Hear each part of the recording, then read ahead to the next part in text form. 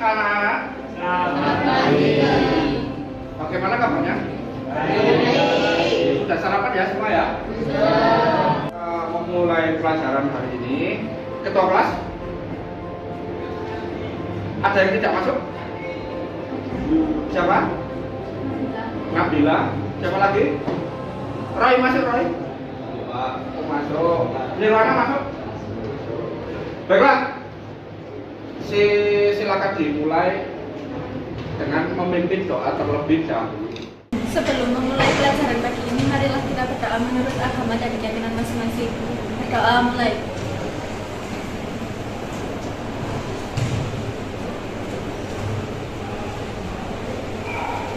Doa selesai.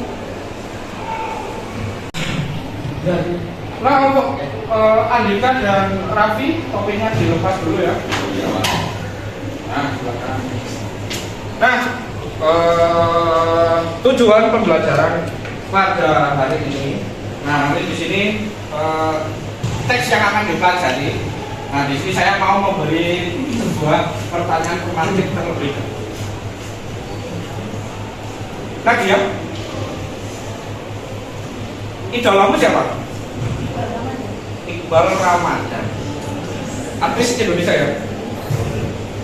Coba Naila, Iqbal Ramadan yang disebutkan Nadia itu siapa? Pemain film. Pemain apa filmnya? Salah satunya itu juga. Dilan. Selain itu?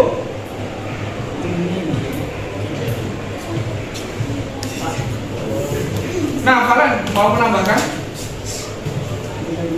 Iqbal Ramadan siapa dia?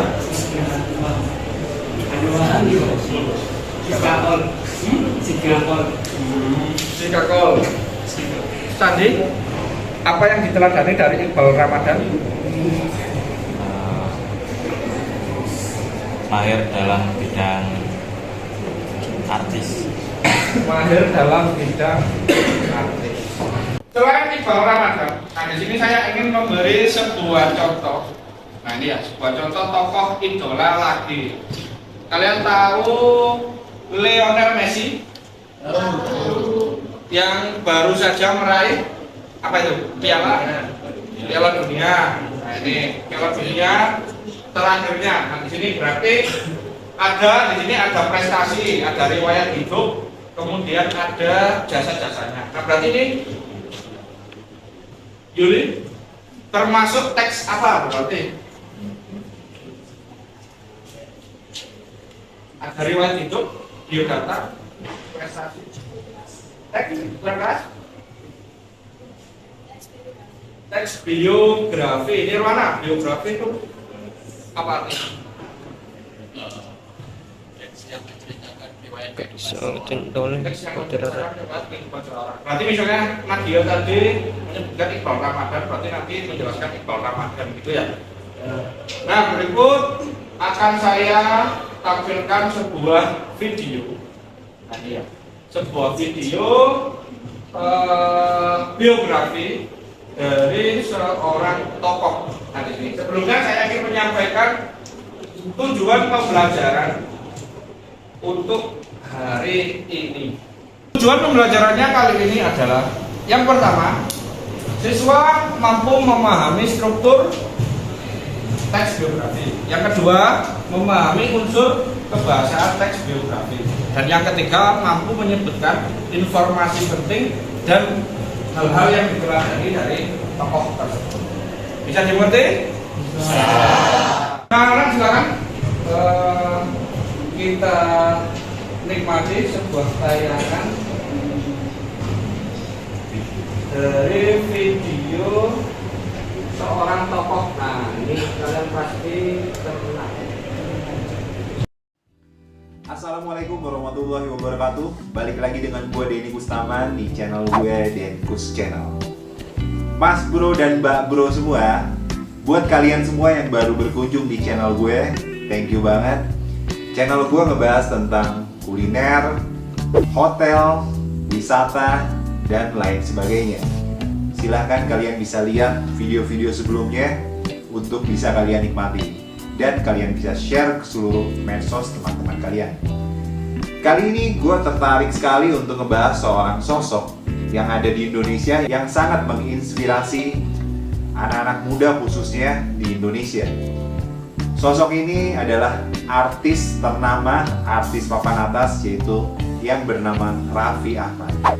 Kalau buat gue sih ya, Raffi Ahmad ini sosoknya gila banget. Dia udah sukses dalam hal harta, dari rumah mewah, mobil bermerek, sampai dengan mobil-mobil luar negeri seperti Ferrari, Lamborghini, dan lain sebagainya.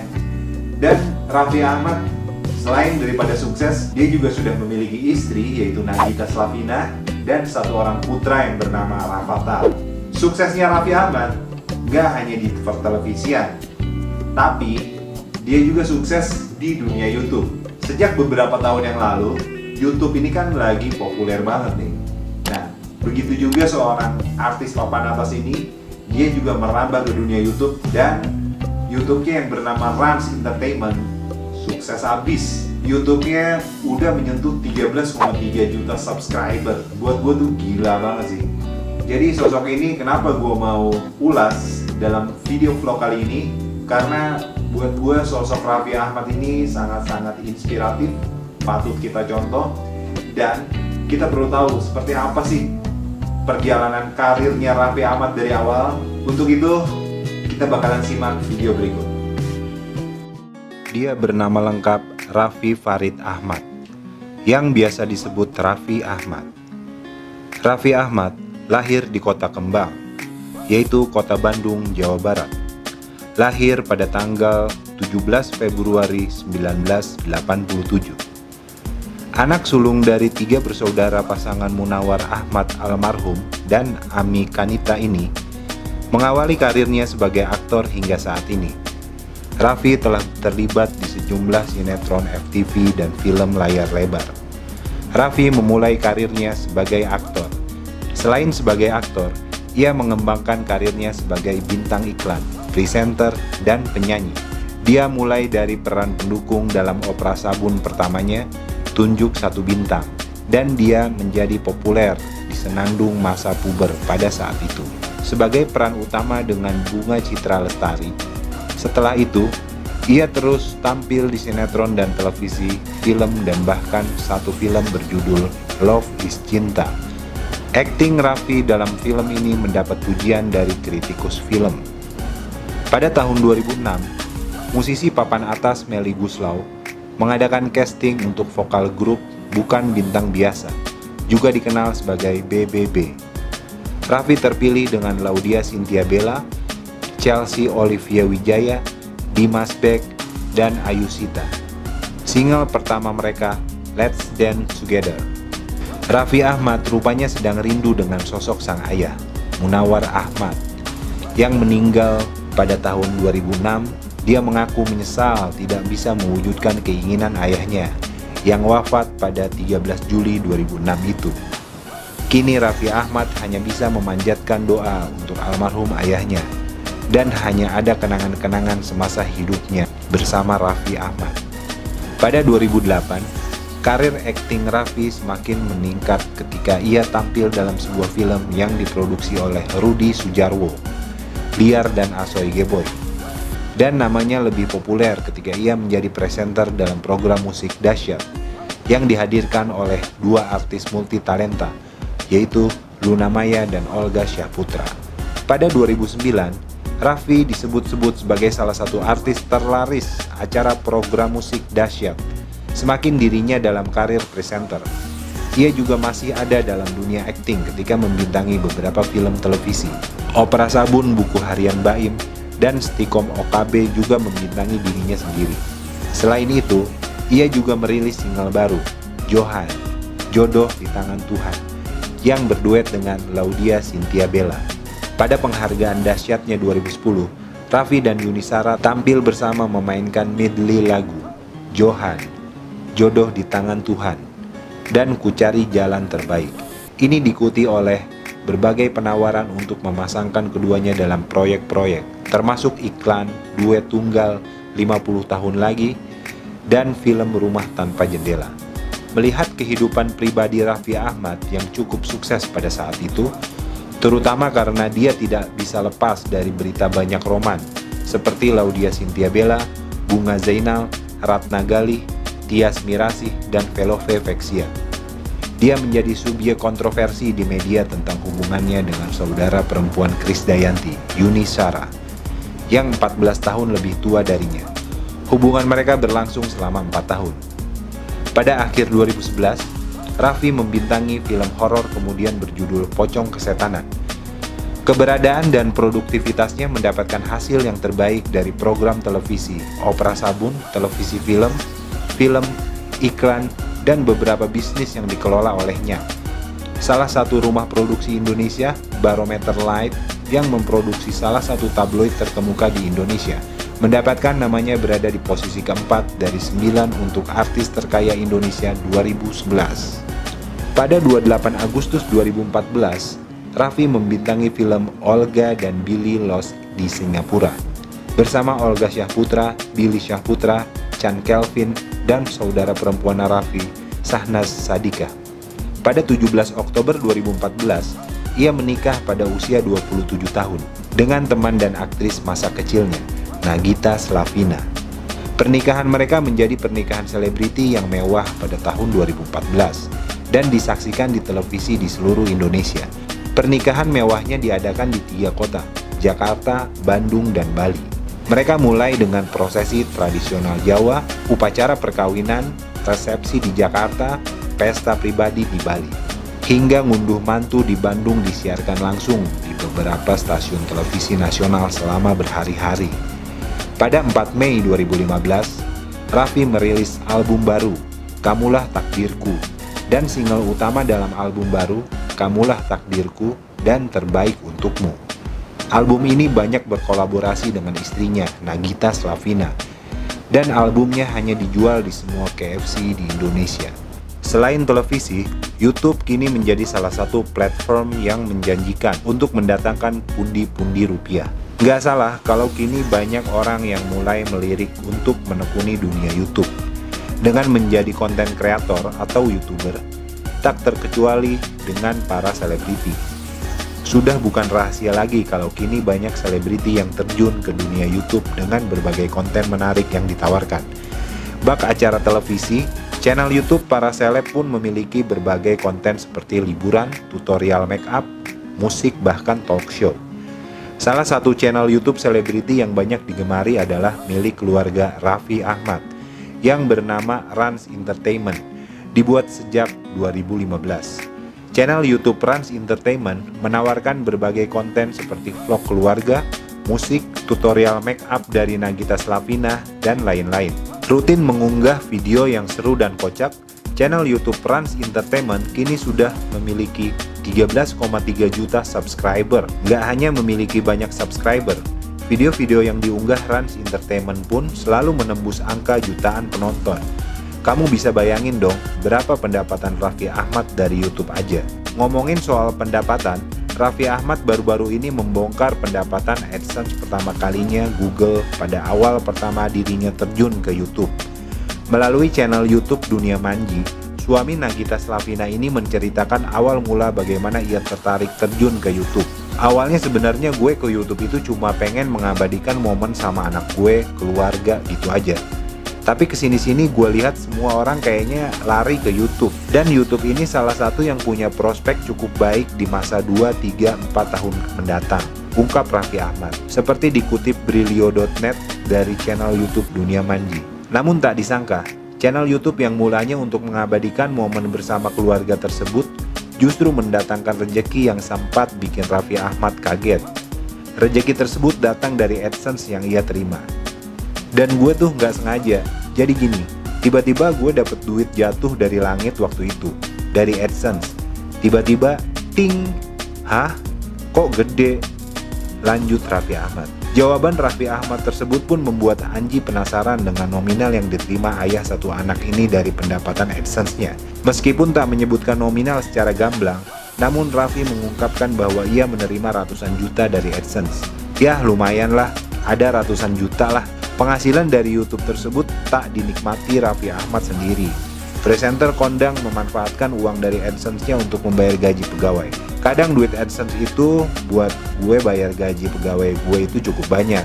Sebenarnya di kantor gue itu banyak. Itu ada Rans Entertainment, Rans Music, ada juga Rans Komedi yang baru. Jadi gini, uang yang dapat dari AdSense, gue putar-putarin. Gue investasikan lagi ke bisnis-bisnis yang lain. Dan buat pegawai, pungkas Raffi Ahmad. Wow, gila banget kan?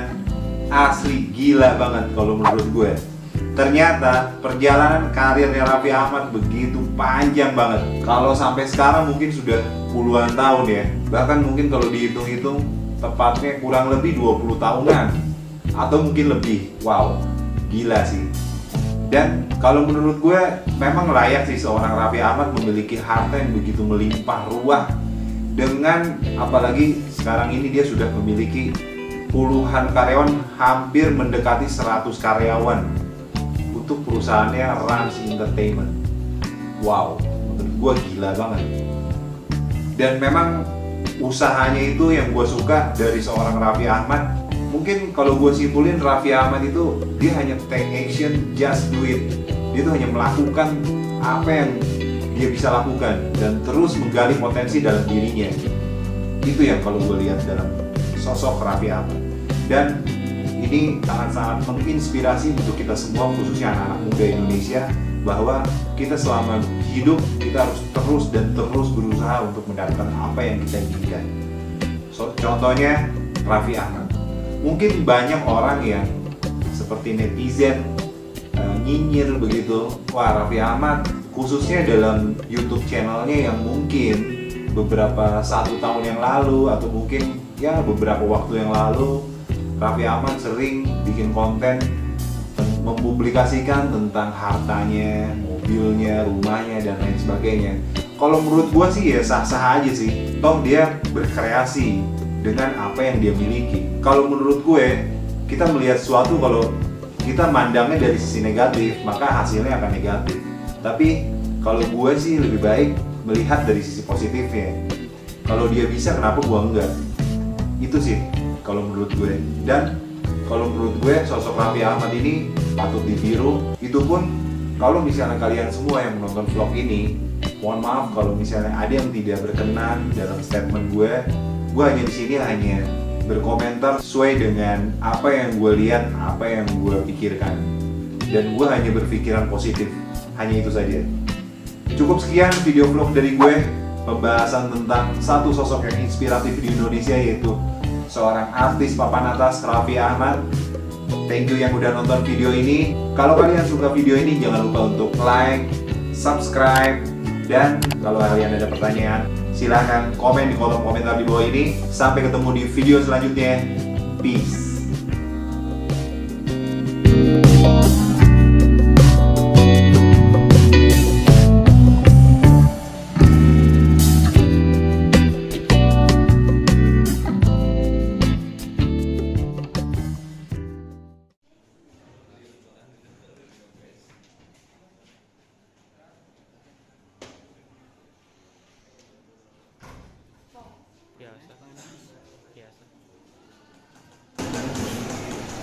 Nah, untuk selanjutnya, setelah kalian menonton tayangan tersebut, ya silakan berikutnya. Ya. Nah, setelah kalian menonton tayangan tersebut, adakah hal yang bisa kalian dapatkan itu dari Raffi Ahmad tadi? Apa? Bekerja tanpa mengenal lelah. Siapa selain itu? Raffi Ahmad, sosoknya seperti apa?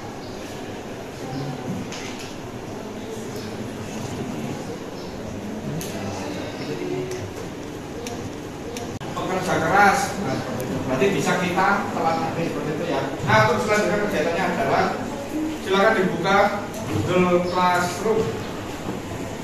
Nah, di situ kalian bisa membuka tugas kelas. Nah, di situ ada beberapa pertanyaan. Nah, nanti tinggal dijawab secara singkat.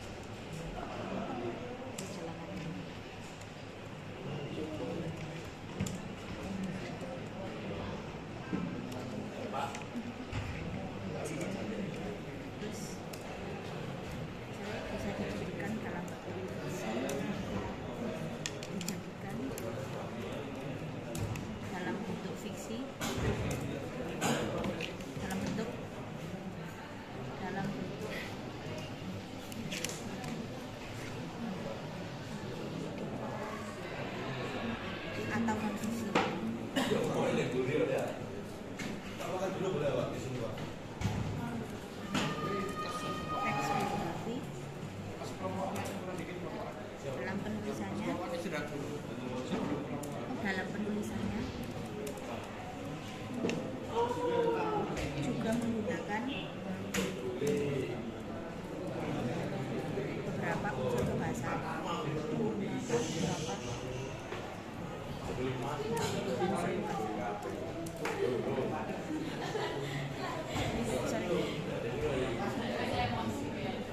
Bahasaan. Nah, setelah lalu dari classroom tadi yang dikerjakan di Google Form tadi, nanti kalian isi semua. Jika sudah selesai, tinggal dikirim pada link yang sudah saya berikan. Seperti itu ya. Oke, sekarang kita masuk ke pengelompokan. Ini. Nah, setelah tadi ada tayangan video dari Raffi Ahmad. Nah, kemudian kalian bisa buka WA group. Di situ nanti ada materi yang sudah saya bagi. Nah, di sini ada analisis teks biografi. Nah, di sini saya beri contohnya.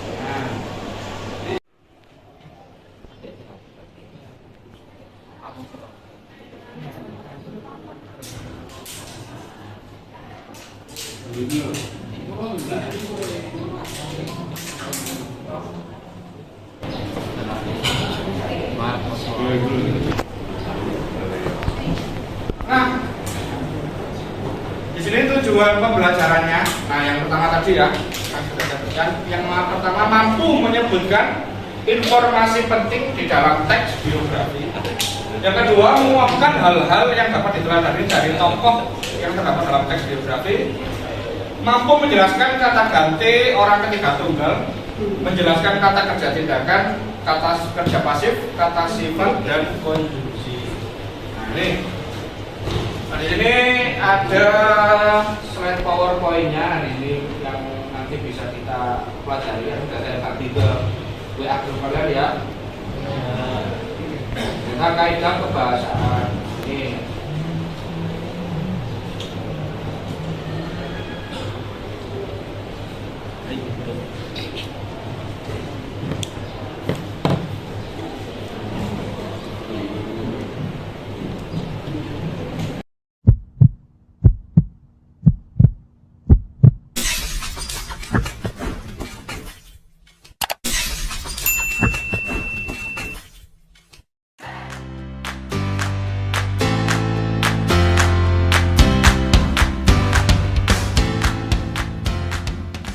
Assalamualaikum warahmatullahi wabarakatuh.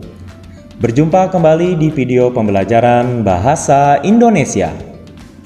Bersama saya Gandhi di channel Gandhi Oke. Kali ini saya akan memaparkan materi teks biografi bagian 1. Selamat menyimak. Apa saja yang akan kita bahas? Wah, ini ada Cristiano Ronaldo. Nanti kita juga akan membahas tentang biografi Cristiano Ronaldo. Baik, apa saja yang akan kita bahas di teks biografi? Yang pertama, pengertian teks biografi. Ciri-ciri teks biografi. Struktur teks biografi. Dan yang terakhir, contoh teks biografi beserta strukturnya. Materi ini dirangkum dalam teks biografi bagian 1. Pengertian teks biografi. Biografi berasal dari kata bios yang artinya hidup dan graphin yang artinya tulis. Lalu, apa pengertian dari biografi? Tulisan hidup? Bukan. Ya. Biografi dapat diartikan sebagai tulisan tentang perjalanan hidup seseorang. Jadi bukan tulisan hidup ya, tapi tentang perjalanan hidup seseorang.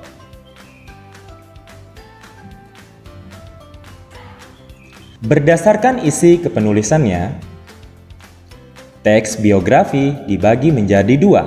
Yang pertama, biografi dan autobiografi. Apa itu biografi? Teks yang naskahnya ditulis oleh orang lain. Contoh misalnya biografi tentang Presiden Jokowi, yang menulis adalah orang lain. Sedangkan autobiografi adalah teks atau naskahnya ditulis oleh tokoh itu sendiri. Nah, kalau biografi ditulis oleh orang lain, kalau autobiografi ditulis oleh tokoh itu sendiri.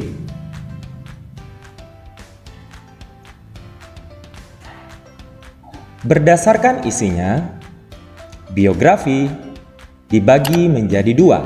Yang pertama adalah biografi perjalanan hidup dan biografi perjalanan karir. Biografi perjalanan hidup adalah teks yang isinya memuat tentang kisah tokoh yang dianggap memiliki kesan lebih dan bernilai. Sedangkan biografi perjalanan karir adalah teks yang isinya memuat tentang perjalanan karir tokoh mulai dari awal hingga sukses.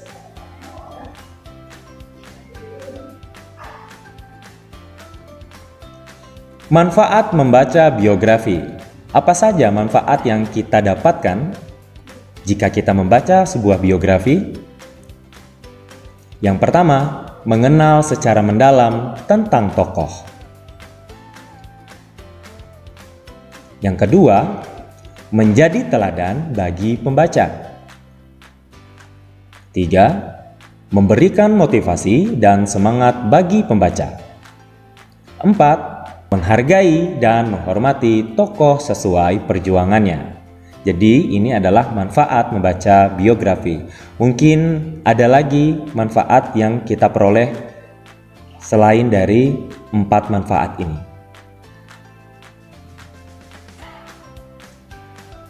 Berikutnya adalah ciri-ciri teks biografi. Apa saja ciri-ciri dari teks biografi? Yang pertama, teks disajikan dalam bentuk narasi. Artinya, teks biografi disajikan dalam bentuk cerita.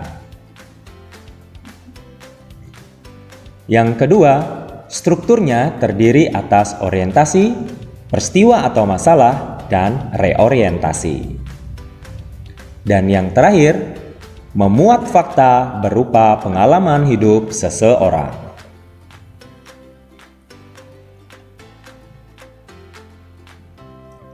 Struktur teks biografi. Struktur teks biografi hampir sama dengan struktur teks narasi secara umum. Struktur teks adalah bagian-bagian teks yang sambung-menyambung dan berkaitan, sehingga membentuk atau membangun sebuah teks yang utuh. Apa saja struktur teks biografi? Yang pertama, orientasi. Peristiwa atau masalah, dan yang terakhir, reorientasi. Berikut penjelasannya. Orientasi.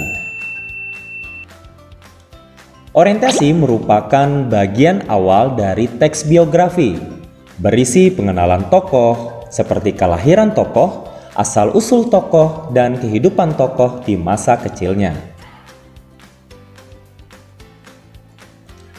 Peristiwa atau masalah. Peristiwa atau masalah berisi peristiwa yang dialami oleh tokoh, seperti pengalaman tokoh, kejadian yang pernah dialami, atau masalah yang pernah dihadapi dalam pencapaian tujuan atau target tertentu. Hal yang menarik, mengagumkan, mengesankan, dan mengharukan yang pernah dialami tokoh juga diuraikan dalam bagian ini. Pada bagian inilah kita akan menemukan nilai-nilai dan sikap-sikap yang bisa diteladani oleh pembaca.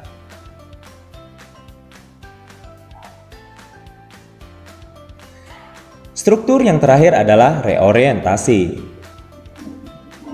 Reorientasi adalah bagian penutup cerita yang akan menceritakan tentang pandangan penulis terhadap tokoh dan juga terdapat pesan dari penulis untuk meneladani sikap dari tokoh biografi tersebut.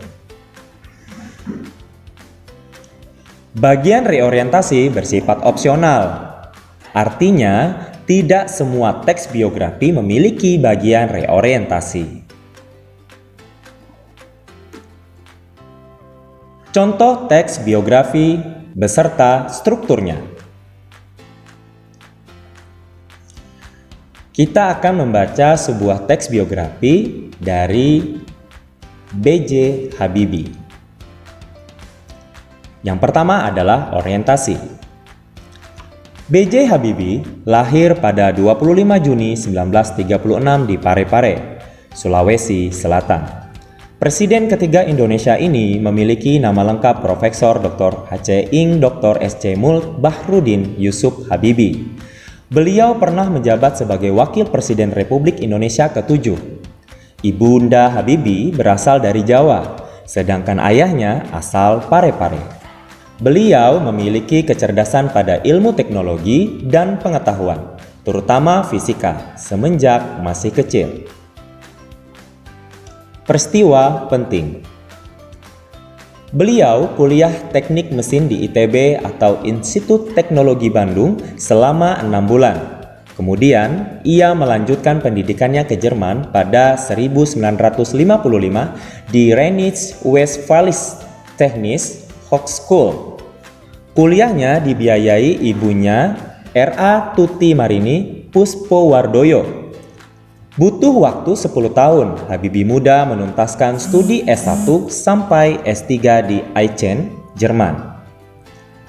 Tak seperti kebanyakan mahasiswa Indonesia yang memperoleh beasiswa ke luar negeri, selama kuliah S1 dan S2, yang membiayai kuliahnya adalah ibundanya, di mana Ibu Habibie menjalankan usaha catering dan menyewa rumah di Bandung sebagai penghasilan untuk hidup dan membayar biaya kuliah Habibie. Selama beliau kuliah di Jerman, Habibie menekuni dan menggeluti bidang desain dan konstruksi pesawat terbang di Fakultas Teknik Mesin. Butuh waktu 5 tahun untuk mengakhiri studi di Jerman. Habibie pun memperoleh gelar Diplom Engineer atau Diploma Teknik dengan predikat terbaik atau summa cum laude. Reorientasi. Setelah beliau menikahi teman semasa SMA-nya, yakni Ibu Hasri Ainun Besari pada 1962, lalu Habibie melanjutkan program doktoral dan dengan istrinya yang tinggal bersamanya di Jerman. Pada saat itu, Habibie harus bekerja untuk membayar uang kuliah dan biaya kebutuhan rumah tangga. Selama hidupnya, beliau telah berkontribusi banyak bagi negara ini, membuat pesawat terbang Republik Indonesia pertama. Ini adalah biografi Bapak B.J. Habibie. Berikutnya,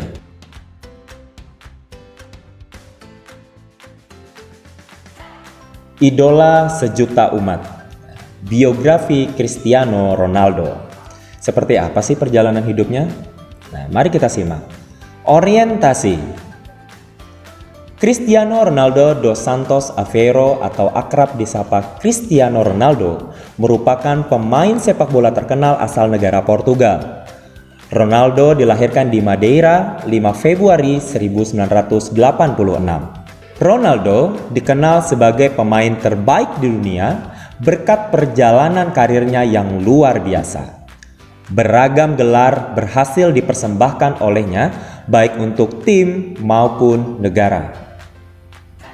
Tak kalah menarik, gelar individu sangat beragam yang telah ia raih. Satu di antaranya ialah menjadi pemain terbaik di dunia selama 4 kali. Cristiano yang berposisi sebagai playmaker berhasil mencetak banyak gol setiap musimnya. Karir pesepak bola Ronaldo dimulai saat masih bermain untuk tim masa kecil di Andorinha pada usia 8 tahun. Berkat penampilan impresifnya, ia kemudian berpindah ke beberapa tim seperti Sidi Nasional, di mana Ronaldo berhasil mendapatkan gelar prestasi awal yang cemerlang, membuat Sporting Lisbon tertarik untuk memboyongnya. Karir pesepak bola rupawan ini terus menanjak hingga Manchester United resmi mendatangkannya pada tahun 2003. Bersama MU, pria kebangsaan Portugal ini berhasil meningkatkan permainan puncaknya pada tahun 2018 dengan membawa gelar Premier League dan Liga Champions. Pada tahun bersamaan juga, Ronaldo dinobatkan menjadi pemain terbaik dunia. Reorientasi. Segudang prestasi yang telah diraih di level tim maupun negara membuat klub kenamaan Spanyol Real Madrid rela mengeluarkan uang 1 triliun lebih untuk dapat memboyongnya. Bersama tim tersebut, Ronaldo tetap tampil menggila dengan segudang prestasi. Saat ini, Ronaldo telah membela klub Liga Italia, Juventus, dan masih dalam performa yang terbaik. Cristiano Ronaldo telah menjadi idola bagi kebanyakan pecinta sepak bola. Perjuangan tekad dan usaha kerasnya telah membawanya ke tingkat kesuksesan tertinggi. Nah, ini adalah biografi tentang Cristiano Ronaldo. Bagaimana? Semoga kita semua dapat memetik nilai dan sikap dari tokoh baik B.J. Habibie maupun dari Cristiano Ronaldo, agar kita menjadi orang yang lebih baik, meningkatkan prestasi kita.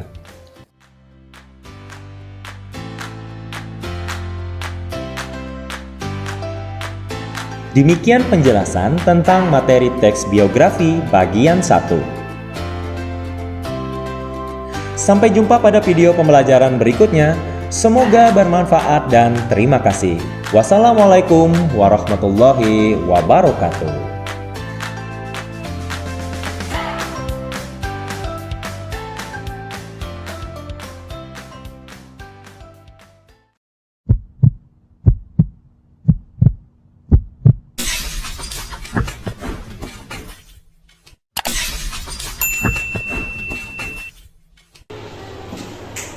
Untuk kegiatan selanjutnya, tadi kita sudah menonton tayangan video mengenai materi biografi dari struktur unsur kebahasaan dan juga hal yang bisa diteladani.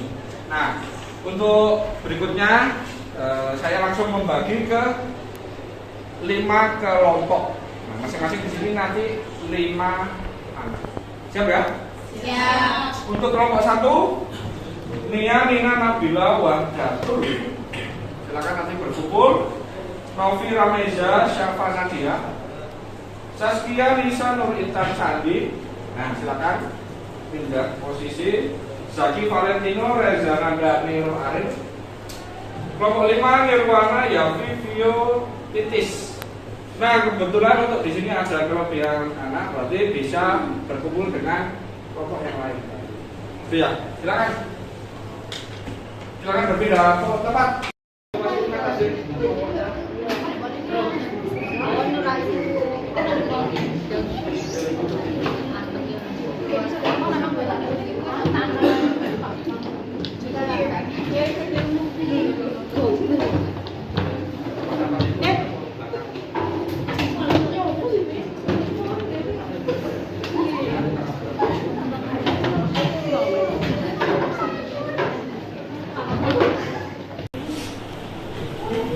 Nah, sekarang silakan dibuka laptop masing-masing kelompok. Nah, silakan masuk ke Google Classroom. Nah, ini ya. Nah, di sini ada Google Classroom kelas. Sudah siap. Nah, silakan dibuka di tugas kelas. Nah, silakan dibuka di tugas kelas. Nah, silakan dibuka di tugas kelas. Nanti saya bagikan tugasnya lewat situ. Silakan.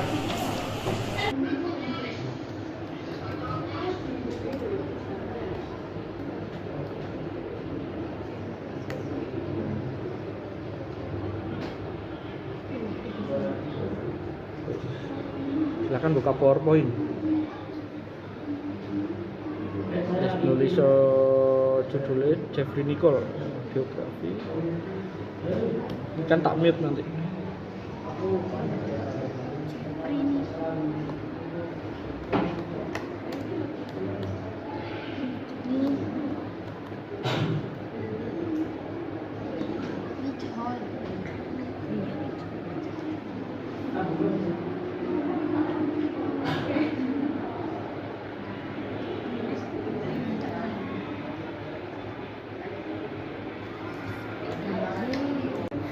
Gini.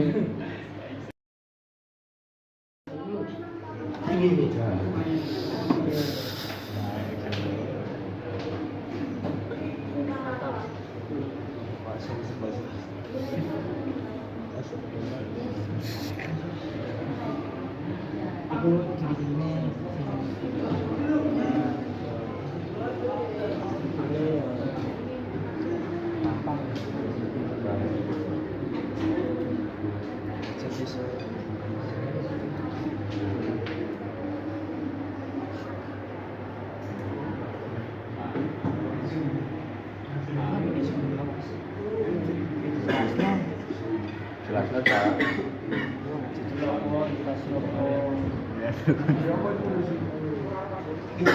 Proses harus disebutkan dulu. Jelasan.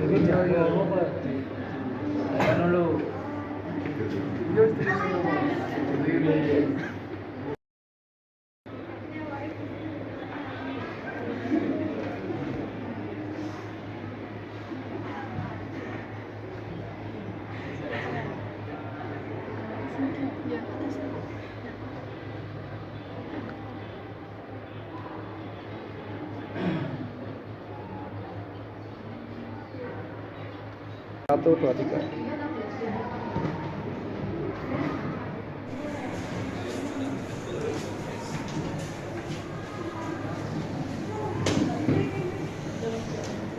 Silakan dibuka di PowerPoint. Buka PowerPoint, terus atasnya biografi.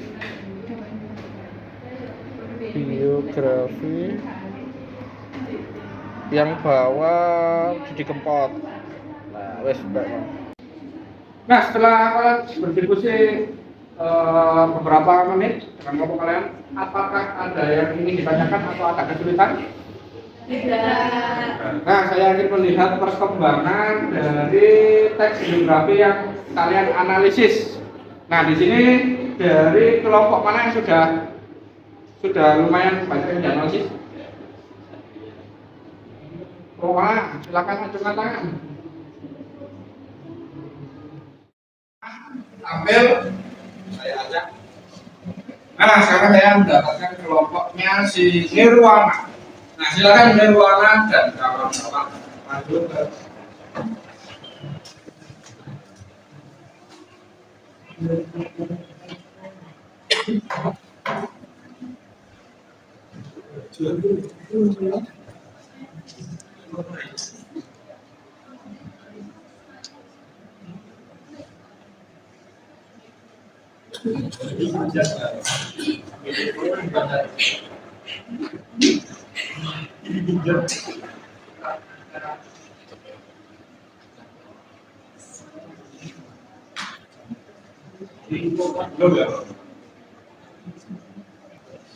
Satu, dua. Assalamualaikum warahmatullahi wabarakatuh. Waalaikumsalam warahmatullahi wabarakatuh. Saya akan mempresentasikan tentang Didi Kempot. Biografi Didi Kempot. Didi Kempot bernama lengkap Dionisius Prasetyo dan lahir pada 21 Desember 1966. Didi Kempot merupakan anak dari Jawa Kelima pada zaman terkenal bernama Rakwet di Kuda atau lebih dikenal dengan nama Mbak Rajo. Ia lahir dari keluarga yang tidak mampu, yang memiliki darah seni yang kental selain sang ayah yang merupakan seniman. Kakak Didi Kempot bernama Mimet Nakwaso merupakan senior pelawak senior semula. Jadi memulai karyanya sebagai sendiri dijalankan di Surakarta dari 1984 hingga 1986. Pada 1987 sampai 1989 yang mengagumkan Jakarta. Nama panggilannya merupakan singkatan dari Bapak Pengambil Rotowa, berfungsi asal Surakarta yang membawa dia hijrah dari Jakarta pada tahun 1993. Jadi asal Solo tersebut mulai tampil di luar negeri, tempatnya di Suriname, Amerika Selatan.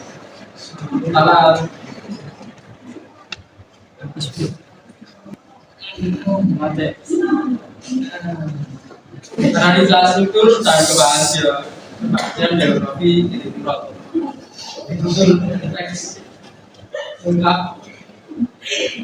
informasi penting di pengembangan dari seluruh kelima dan nasional nama di Gerakan dikenal nama Ranto. Ia lahir dari keluarga yang memiliki cara seni yang kental. Ada yang terbuka dari pacarnya, pada karya juga beliau pada kerja di belakang nyanyi, memulai pada kerja pasif dikenal pada sifat buka, produksi, pada hukum setelah oleh karena itu. Terima kasih. Dan kita dari kelompok 5. Apakah ada tanggapan dari kelompok lain? Tidak. Tidak ada masalah. Tunggu sampai yang lain. Aman nggak? Jadi upload untuk Mas Dia. Mas Duduk.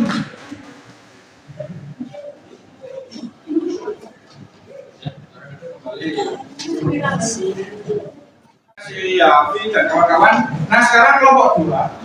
Kelompoknya Happy Asmara. Nah, siapa di sini Happy Asmara? Saya. Ya silakan.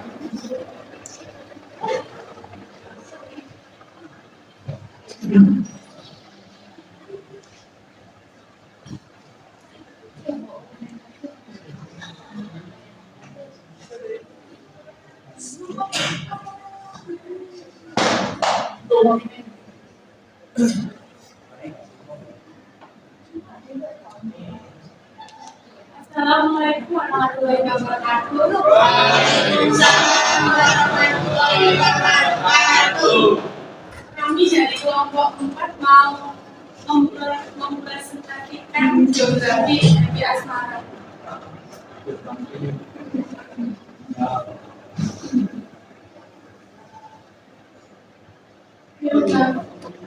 Geografi Happy Asmara. Pemilik nama asli Happy Lisnanda Hendranata ini lahir di Kediri pada 10 Juli 1999. Ia merupakan anak pertama pasangan Hendro Yuswantoro dan Dwi Yusrianti. Happy Asmara mulai aktif di dunia tarik suara sejak tahun 2015 dengan mengikuti berbagai festival lokal di kota kelahirannya. Berbagai macam aliran musik ia jalani, mulai dari pop hingga rock.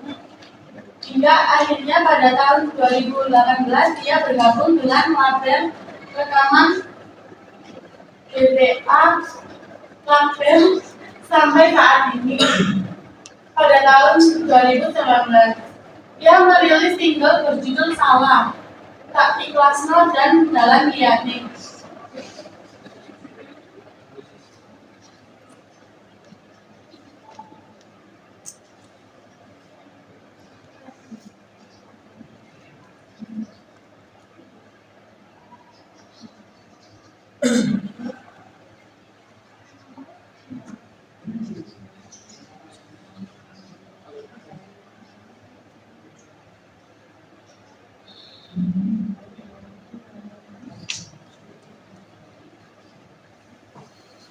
Analisis struktur dan kebahasaan biografi Happy Asmara.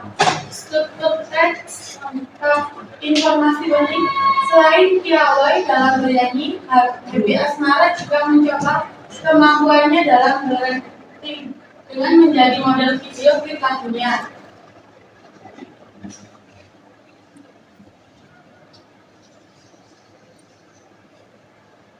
Kemudian pada tahun 2019 ia membintangi film pendek parodi berjudul KKN di Desa Menari yang diunggah lewat akun YouTube-nya.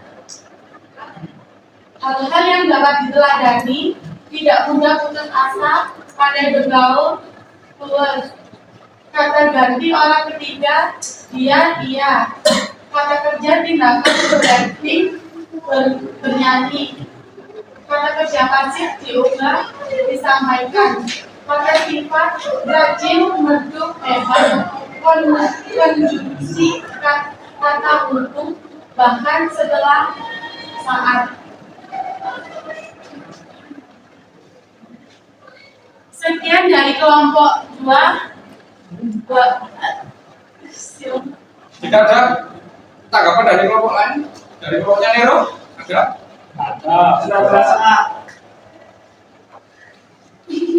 Tadi.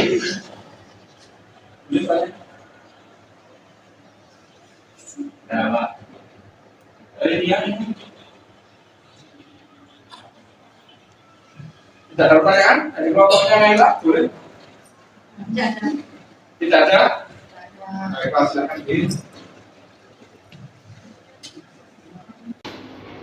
Nah, kelompok 2 sudah selesai dari kelompoknya Syafa dan kawan-kawan. Tadi dia menganalisis teksnya tokoh Happy Asmara. Tahu ya, penyanyi dari Kediri, Jawa Timur.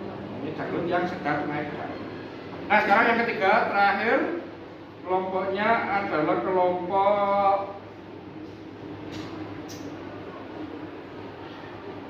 kelompoknya Sandi dan Saskia. Silahkan.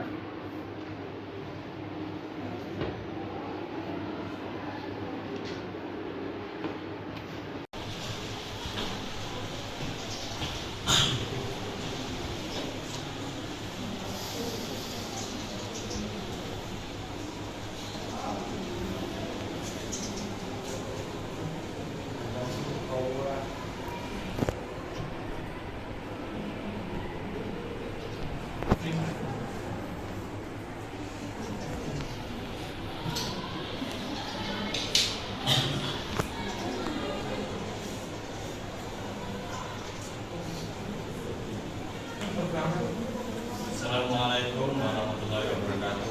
Waalaikumsalam warahmatullahi wabarakatuh.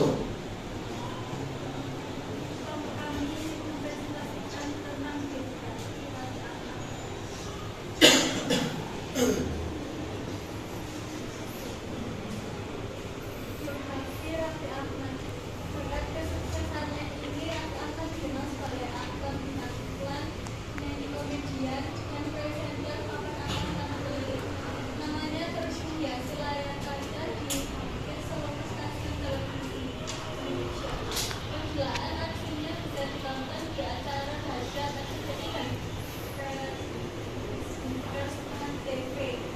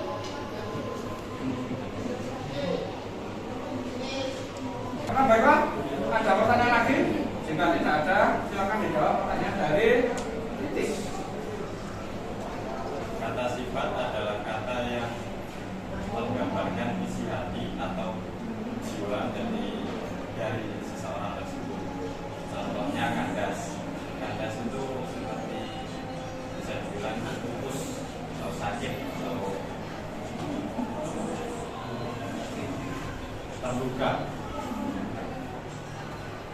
Bisa dilalui ya, bisa. Silakan nanti kalau ada kata-kata lain yang menyerupai kandas nanti bisa di-share ke teman-teman. Nah, itu terus silakan ditutup untuk kelompok Rafia. Terima kasih atas perhatiannya. Wassalamualaikum warahmatullahi wabarakatuh. Terima kasih, beri aplaus.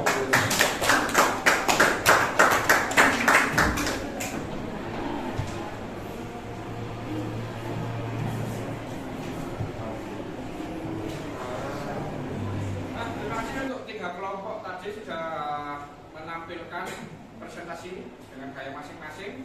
Nah, yang pertama diwakili oleh siapa tadi? Nirwana dan Yavi. Kemudian yang kedua siapa dan Nadia. Yang terakhir Sandi dan Zaskia. Nah, kebetulan yang kelompok 3 tadi mendapatkan beberapa pertanyaan dari kelompok lain. Nah, di sini berarti kita menemukan masalah dalam pembelajaran. Berarti dalam materi ini ada permasalahan yang harus kita pecahkan bersama-sama. Nah, kebetulan tadi kelompok Sandi dan kawan-kawan mampu menjawab pertanyaan dari Titis. Nah, berarti sudah tidak ada masalah. Nah, untuk selanjutnya berarti sudah beres presentasinya. Selanjutnya adalah refleksi pembelajaran. Nah, di sini refleksi pembelajaran itu apa? Nah, di sini yang pertama adalah tanggapan kalian tentang materi. Lalu yang kedua, tanggapan kalian tentang keseluruhan dari pembelajaran teks biografi dari materi, dan yang kedua adalah dari pembelajaran. Nah, yang saya ingin coba yang tadi sempat tidak berbicara, ini yang masih diam-diam saja. Saya ingin yang pertama dari Zaki dulu. Zaki siap ya? Zaki yang pertama di sini terkait materi pembelajaran. Nah, di sini ada informasi, bla. Sekarang bisa disimak ya. Nah, dari sini apa yang bisa disampaikan? Kalau dari saya masih kurang mengerti tentang kata-kata pasif sama kata sifat. Buat keseluruhannya. Nah, berarti nanti tinggal dalam materi atau mencari lagi materi kata kerja pasif dan kata sifat. Kita cari contoh-contoh lain. Nah, itu ya refleksi yang pertama. Lalu refleksi yang kedua dari Nur Intan tentang pembelajaran. Silakan Intan. Kalau dari saya itu saya kurang bisa membedakan, maksudnya masih susah, kadang kan masih terkecoh juga antara kata kerja tindakan sama kata kerja pasif. Kadang soalnya hampir sama. Kata kerja tindakan Dan dan kata kerja pasif. kata kerja pasif. Nah, di sini berarti saya simpan jawabannya. Kata kerja tindakan dan kata kerja pasif. Di sini berarti saya simpan jawabannya. Nah, teman-teman selanjutnya bisa saya beri. Terima kasih. Nah, selama 90 menit tadi kita sudah melewati pembelajaran ini, mulai dari analisis struktur, lalu analisis unsur kebahasaan. Nah, di sini ada tayangan video, kemudian ada tanya jawab, dan juga ada presentasi. Dan di sini nanti ada salah satu siswa yang sudah mengungkapkan refleksi. Di sini ada PR kita bersama ya, mencari kata kerja pasif, kemudian kata pasif, lalu kata sifat. Untuk pertemuan selanjutnya, nah karena tadi sudah menganalisis, pertemuan selanjutnya adalah menyusun teks biografi. Nah, berarti jika kita tidak mengerti yang kata kerja pasif, kata sifat, terus kata pasifnya itu apa, nah nanti di teksnya nanti kita ada kekeliruan. Jadi untuk selanjutnya kita lebih teliti lagi, kita belajar lebih baik. Mulai.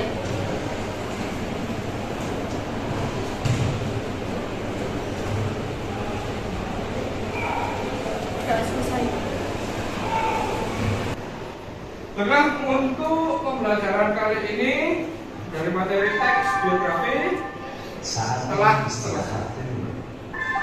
Assalamualaikum warahmatullahi wabarakatuh. Waalaikumsalam warahmatullahi wabarakatuh.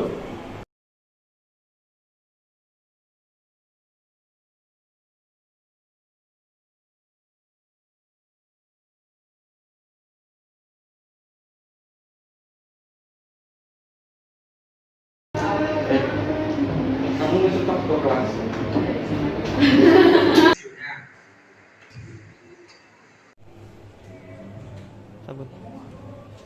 Sudah Pak, mulai. Assalamualaikum warahmatullahi wabarakatuh. Yo, yang jawab berarti yang bagian sini aja. Sekalian saya buka ya. Siapa yang mau jawab?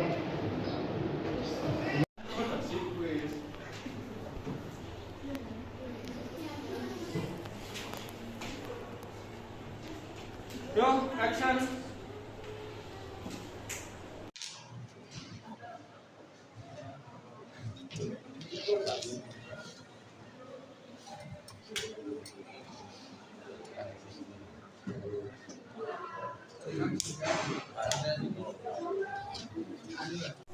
Yo, masukin ke atas ya.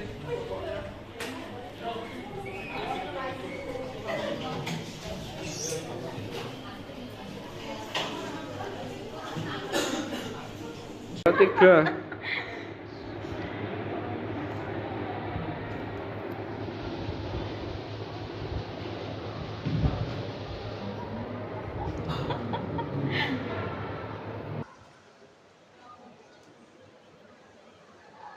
Yuk sekarang istirahat dulu kok gimana? Nah untuk materi selanjutnya ujian 1, 2, 3. Nah, seru ya Mas Jadi. Nah yang kedua kelompok 2 biografi.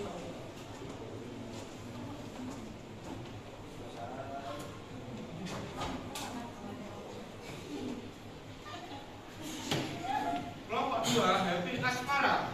Siapa nama dia? Siapa dan dia gitu kan?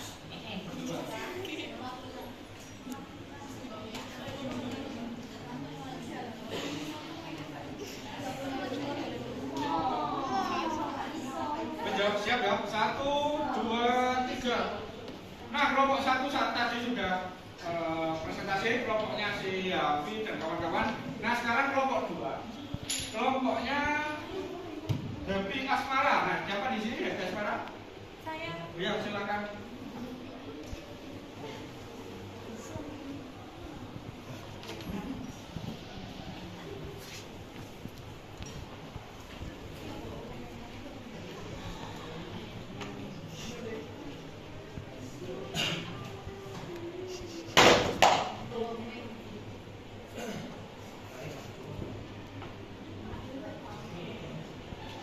Assalamualaikum warahmatullahi wabarakatuh.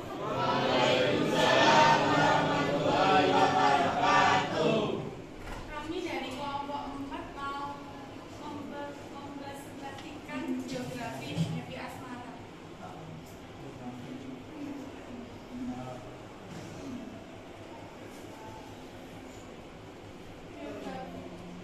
Biografi Happy Asmara. Pemilik nama asli Happy Rismanda Hendranata ini lahir di Kediri pada 10 Juli 1999. Ia merupakan anak pertama pasangan Hendro Iswantoro dan Louis Yuslianti. Happy Asmara mulai aktif di dunia tarik suara sejak tahun 2015 dengan mengikuti berbagai festival lokal di kota kelahirannya. Berbagai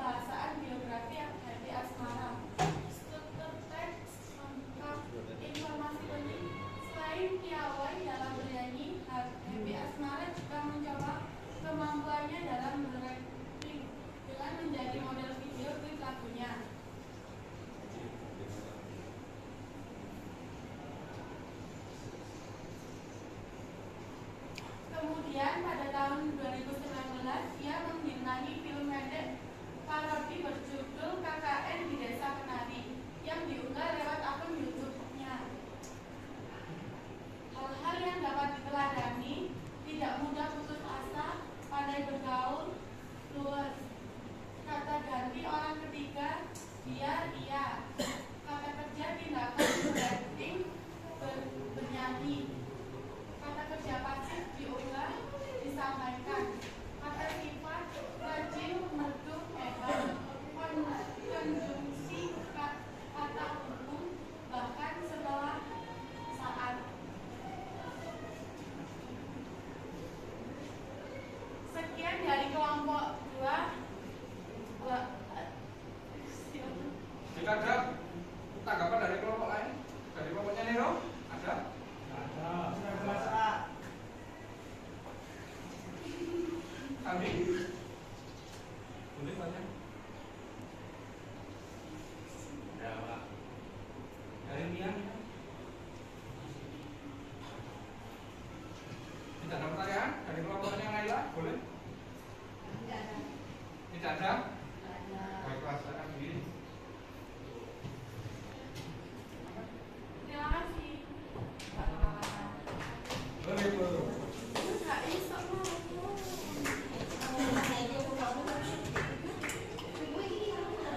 Yuk, kelompok terakhir sebelum nanti penutup dan istirahat.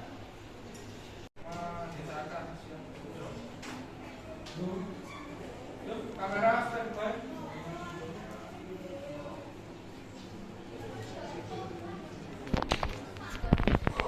1, 2.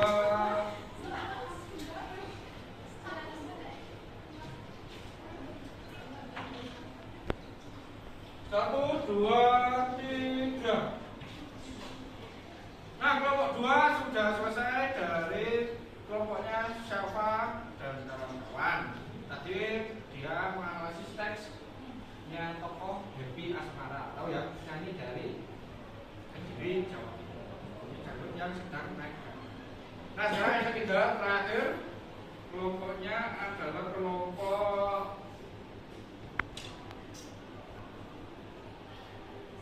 kelompoknya Sandi dan Saskia. Silakan.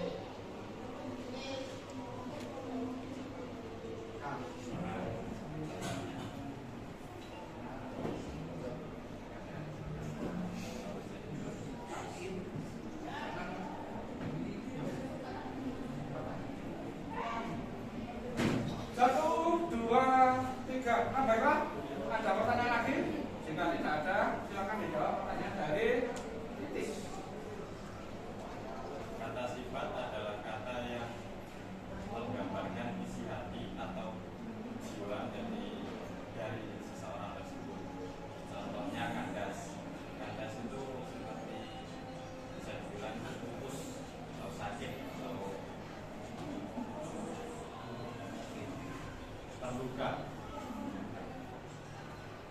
Bisa dilalui ya, bisa. Silakan nanti kalau ada kata-kata lain yang menyerupai kandas nanti bisa di-share ke teman-teman. Nah, itu terus silakan ditutup untuk kelompok Rafia. Terima kasih atas perhatiannya.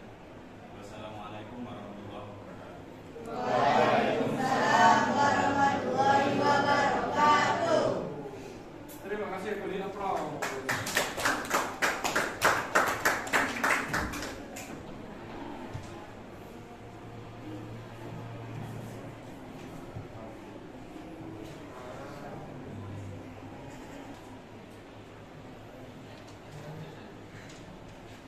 Nah, terima kasih untuk 3 kelompok tadi sudah menampilkan presentasi dengan gaya masing-masing.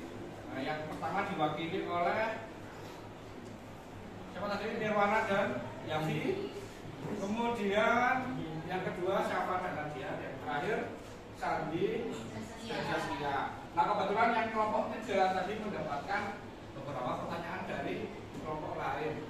Nah, di sini berarti kita menemukan masalah dalam pembelajaran. Berarti dalam materi ini ada permasalahan yang harus kita pecahkan bersama-sama.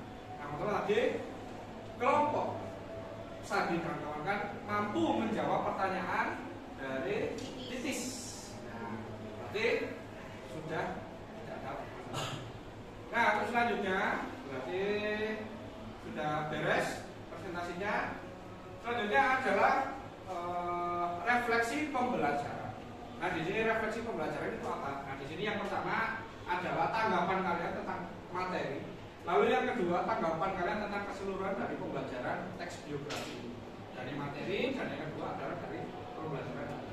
Nah, yang saya ingin coba yang tadi sempat tidak berbicara, ini yang masih diam-diam saja. Saya ingin yang pertama dari Zaki dulu. Zaki siap ya? Jadi yang pertama di sini terkait materi pembelajaran. Nah, di sini ada informasi, bla akan bisa disimak ya. Nah, dari sini apa yang bisa disampaikan? Kalau dari saya masih kurang mengerti tentang kata kerja pasif sama kata sifat. Buat keseluruhannya. Nah, berarti nanti tinggal memperdalam materi atau mencari lagi materi kata kerja pasif dan kata sifat. Kita cari contoh-contoh lain. Nah, itu ya refleksi yang pertama. Lalu refleksi yang kedua dari Nur Intan tentang pembelajaran. Silakan Intan.